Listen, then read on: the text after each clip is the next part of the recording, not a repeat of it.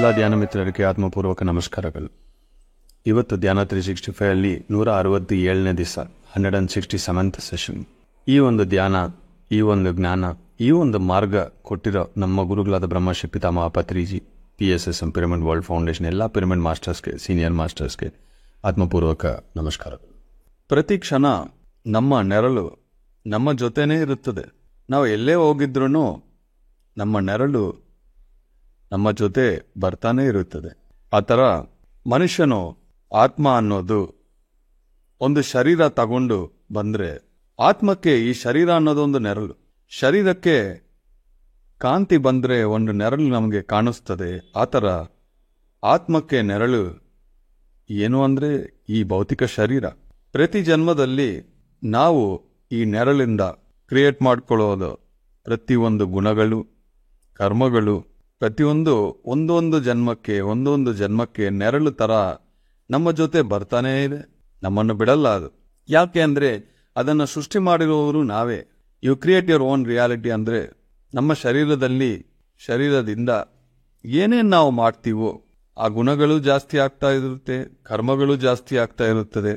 ಈ ಪ್ರತಿಯೊಂದು ಮತ್ತೆ ಮತ್ತೆ ಮತ್ತೆ ಮತ್ತೆ ಮತ್ತೆ ಮತ್ತೆ ನಾವು ಜನ್ಮ ತಗೊಂಡು ಇದು ಜಾಸ್ತಿ ಆಗ್ತಾ ಹೋಗ್ತಾನೆ ಇದೆ. ಯಾವಾಗ ಇದು ಕಡಿಮೆ ಆಗುತ್ತದೆ? ಒಬ್ಬ ಪ್ರಶ್ನೆ ಬಂತು, ಸರ್ ಅವರು ಅಧರ್ಮ ಮಾಡಿದ್ರು, ಎಷ್ಟೋ ಜನಕ್ಕೆ ತೊಂದರೆ ಕೊಟ್ಟರು, ಆದ್ರೂ ಅವರು ಚೆನ್ನಾಗಿದ್ದಾರೆ, ಮತ್ತೆ ಕರ್ಮ ಸಿದ್ಧಾಂತ ವರ್ಕ್ ಆಗುತ್ತಾ ಸರ್ ಅಂದರೆ, ಎಷ್ಟೊಂದು ಕರ್ಮಗಳಿಟ್ಕೊಂಡಿದ್ರು, ಇವತ್ತು ಅವ್ರು ಮಾಡೋದು ಮುಂದೆ ಅವರು ಅದು ಅನುಭವಿಸ್ತಾರೋ, ಹಿಂದೆ ನಾವು ಏನೇನು ಮಾಡಿದ್ವೋ ಅದನ್ನ ಸತ್ಯಕ್ಕೆ ಅವರು ಅನುಭವಿಸ್ತಾ ಇದ್ದಾರೆ. ಇವತ್ತು ಮಾಡಿರೋಕೆ ನಾಳೆನೇ ಪನಿಷ್ಮೆಂಟ್ ಸಿಗುತ್ತಾ, ರಿವಾರ್ಡ್ ಸಿಗುತ್ತಾ ಅಂದರೆ ಕರ್ಮ ಸಿದ್ಧಾಂತ ಅನ್ನು ವರ್ಕ್ ಆಗಲ್ಲ ಅಂತ ನಾನು ಹೇಳಿದ್ದೀನಿ. ನಮ್ಮ ಕರ್ಮಗಳೆಲ್ಲ ಒಂದೇ ಜನ್ಮದಲ್ಲಿ ಕ್ಲೆನ್ಸ್ ಮಾಡ್ಕೋಬಹುದು, ಆದರೆ ಗುಣಗಳು ಚೇಂಜ್ ಆಗಬೇಕು ಅಂದರೆ ಎಷ್ಟೊಂದು ಸಾಧನೆ ಇರಬೇಕು ಗೊತ್ತಾ? ಗುಣಗಳು ಅಷ್ಟು ಜಲ್ದಿ ಚೇಂಜೇ ಆಗಲ್ಲ. ನನ್ನೊಳಗೆ ಸರಿ ಇಲ್ಲದ ಗುಣಗಳು ಏನಿದೆ, ರಜೋಗುಣ ಇದೆಯಾ, ತಮೋಗುಣ ಇದೆಯಾ, ಸತ್ವಗುಣ ಇದೆಯಾ ಅಂತ ನೋಡಬೇಕು. ಯಾವುದು ಕರೆಕ್ಷನ್ ಆಗಬೇಕು ಅಂತ ನಮ್ಮ ಬಗ್ಗೆ ನಮಗೆ ಅರ್ಥ ಆಗಬೇಕು, ಅನಾಲಿಸಿಸ್ ಆಗಬೇಕು. ಎಷ್ಟೋ ದೃಢ ಸಂಕಲ್ಪದಿಂದ, ಸದ್ಯ ಜೀವನದಿಂದ ಪ್ರಯತ್ನ ಪಟ್ಟು ಎಷ್ಟೋ ವರ್ಷಗಳಾದ್ಮೇಲೆ ಆ ಗುಣಗಳಿಗೆ ಚೇಂಜ್ ಅನ್ನೋದು ಬರುತ್ತೆ. ಯಾಕೆಂದ್ರೆ ಒಂದೊಂದು ಗುಣಾನು ನಮ್ಮ ಶರೀರ ಒಳಗೆ ಇರೋ ಒಂದೊಂದು ಅಣು ಒಳಗೆ ಹೋಗುತ್ತದೆ. ಸೆಲ್ ಲೆವೆಲ್ ಆ ಗುಣಗಳನ್ನೋದು ಚೇಂಜ್ ಮಾಡಬೇಕು, ಆಗ್ಬೇಕು. ಇದೊಂದು ಡೀಪ್ ಸೈನ್ಸ್. ಅಷ್ಟೊಂದು ಸಹನೆ ಇರಬೇಕು, ಅಷ್ಟೊಂದು ಸಾಧನೆ ಇರಬೇಕು. ಆವಾಗ ಈ ಗುಣಗಳು ಚೇಂಜ್ ಆಗುತ್ತೆ.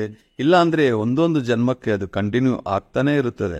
ಕರ್ಮಗಳು ಜ್ಞಾನದಿಂದ ಕ್ಲಿಯರ್ ಆಗುತ್ತದೆ, ಆದರೆ ಗುಣಗಳು ಜ್ಞಾನದಿಂದ ತುಂಬಾ ಟೈಮ್ ತಗೊಳ್ಳುತ್ತದೆ.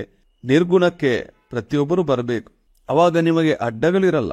ಏನಿದೆ ನಮ್ಮನ್ನು ನಾವು ಅಬ್ಸರ್ವ್ ಮಾಡ್ಕೋಬೇಕು, ಬೇರೊಬ್ಬರನ್ನಲ್ಲ.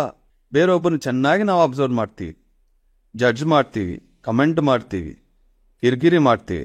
ನಮ್ಮನ್ನು ನಾವು ನೋಡ್ಕೋಬೇಕು, ನಮ್ಮ ನೆರಳನ್ನು ನಾವು ನೋಡ್ಕೋಬೇಕು, ನಮ್ಮ ಮಾತುಗಳು ನಾವು ನೋಡಬೇಕು, ನಮ್ಮ ಗುಣಗಳು ನಮ್ಮನ್ನು ನೋಡಬೇಕು, ನಮ್ಮ ಭಾವನೆಗಳು ನಾವು ನೋಡಬೇಕು. ಪ್ರತಿ ಒಂದು ಸಿಚುವೇಶನ್ ಅಲ್ಲಿ ನಮ್ಮೊಳಗೆ ಏನೇನಿದೆ ಅನ್ನೋದು ನಾವು we have to become a mirror for our self. ನಮ್ಮನ್ನು ನಾವು ನೋಡ್ತಾ ಇರಬೇಕು. ಒಂದು ಸರಿ ಇಲ್ಲ ಅಂದ್ರೆ ನಮ್ಮನ್ನು ನಾವು ಕರೆಕ್ಟ್ ಮಾಡ್ಕೋಬೇಕು, ಬೇರೊಬ್ಬರನ್ನೆಲ್ಲ. ಪ್ರತಿಯೊಬ್ಬರು ಹೊರಗೇನೆ ನೋಡ್ತಾರೆ. ಒಬ್ಬರು ಹೇಳಿದ್ರು, ಏನೋ ಬ್ಲ್ಯಾಕ್ ಮ್ಯಾಜಿಕ್ ಆಗ್ತಾ ಇದೆ ಸರ್, ಏನ್ ಮಾಡ್ಬೇಕು ಅಂದ್ರೆ ಅದು ನಿಮ್ಮ ಹತ್ರ ಬರ್ತಾ ಇದೆ ಅಂದ್ರೆ ನಿಮ್ಮ ಒಳಗೆ ಶಕ್ತಿ ಇಲ್ಲ, ಪ್ರೊಟೆಕ್ಷನ್ ಇಲ್ಲ, ನಿಮ್ಮ ಆರಾ ಸ್ಟ್ರಾಂಗ್ ಇಲ್ಲ. ಅದಕ್ಕೆ ಏನ್ ಮಾಡಬೇಕು ಮಾಡಿ. ಯಾರು ಮಾಡಿದ್ರು ಅವ್ರನ್ನ ಏನೋ ಮಾಡಬೇಕು ಅಂತ ನೀವು ಪ್ರಯತ್ನ ಪಡ್ತಾ ಇದ್ದೀರಿ. You can't change anybody. ಒಬ್ಬರು ಚೇಂಜ್ ಆಗ್ತಾರೆ ನಮ್ಮ ಮಾತು ಕೇಳಿ. ಅದು ಯಾರಂದ್ರೆ ನಾವೇ. ಉತ್ತರೇದ ಆತ್ಮನಾತ್ಮನಾಂ. ನಮ್ಮನ್ನು ನಾವೇ ಅಪ್ಲಿಫ್ಟ್ ಮಾಡ್ಕೋಬೇಕು, ಚೇಂಜ್ ಮಾಡ್ಕೋಬೇಕು, ಕನ್ವರ್ಟ್ ಮಾಡ್ಕೋಬೇಕು. ಗುಣಗಳನ್ನು ಚೇಂಜ್ ಮಾಡ್ಕೋಬಹುದು, ಕರ್ಮಗಳನ್ನು ಕ್ಲಿಯರ್ ಮಾಡ್ಕೋಬಹುದು. ನಮಗೆ ನಮ್ಮ ಗುಣಗಳು, ಕರ್ಮಗಳಿಗೆ ಆಕ್ಸಸ್ ಇದೆ. ಬೇರೊಬ್ಬರನ್ನ ಚೇಂಜ್ ಮಾಡೋದು ಸಾಧ್ಯ ಆಗಲ್ಲ. Can only teach and inspire others. Change ಅನ್ನೋದು ಒಳಗಿಂದ ಬರಬೇಕು, ಹೊರಗಿಂದ ಬರಲ್ಲ. ಆ ಒಳಗೆ ಯಾವಾಗ ಆ ಚೇಂಜಸ್ ಅನ್ನೋದು ಶುರುವಾಗುತ್ತದೋ ಆವಾಗ ಔಟರ್ಗೆ ಅದು ನಿಮಗೆ ಗೊತ್ತಾಗುತ್ತದೆ. ಸುಮ್ಮನೆ ಯಾರು ಬರಲ್ಲ ನಮ್ಮ ಜನ್ಮಕ್ಕೆ, ನಮ್ಮ ಮನೆಯಕ್ಕೆ, ನಮ್ಮ ಜೀವನಕ್ಕೆ ಸುಮ್ಮನೆ ಯಾರು ಬರಲ್ಲ. ಸುಮ್ಮನೆ ಯಾರು ಈ ಸೆಷನ್ಗೆ ಬರಲ್ಲ. ಇಷ್ಟೊಂದು ಎನರ್ಜಿ ಸಿಗ್ತಾ ಇದೆ, ಇಷ್ಟೊಂದು ಜ್ಞಾನ ಸಿಗ್ತಾ ಇದೆ, ಆ ಅನುಭವ ಯಾರಿಗೆ ಬರುತ್ತೋ ಅವರು ಬರ್ತಾರೆ. ಆ ಥರ ಒಂದು ಅಂಗಡಿಗೆ ನಾವು ಸುಮ್ಮನೆ ಹೋಗಲ್ಲ, ಒಬ್ಬ ವ್ಯಕ್ತಿಗೆ ಸುಮ್ಮನೆ ಮೆಸೇಜು ಮಾಡಲ್ಲ. ಮತ್ತೆ ಹೈಯರ್ ಮಾಸ್ಟರ್ಸು ಕರೆದಿದ್ರೆ ಬಂದ್ಬಿಡ್ತಾರ? ಬಾ ಬಾ ಬಾ ಅಂದರೆ ಒಬ್ಬ ಹೈಯರ್ ಮಾಸ್ಟರ್ ಬರಬೇಕು ಅಂದರೆ ಅದು ಅಸ್ಟಲ್ ಮಾಸ್ಟರ್ಸ್ ಆಗಲಿ, ಏಂಜಲ್ಸ್ ಆಗಲಿ, ಸೋಲ್ಸ್ ಆಗಲಿ, ಯಾರೇ ಒಬ್ಬರು ಬರಬೇಕು ಅಂದರೆ ಅವ್ರಿಗೆ ಒಂದು ಕಾರಣ ಸಿಗಬೇಕು. ಅವ್ರು ಬರಬೇಕು ಅಂದರೆ ನೀವು ಚೇಂಜ್ ಆಗೋಕ್ಕೆ ರೆಡಿಯಾಗಿರಬೇಕು. When the student is ready the master appears.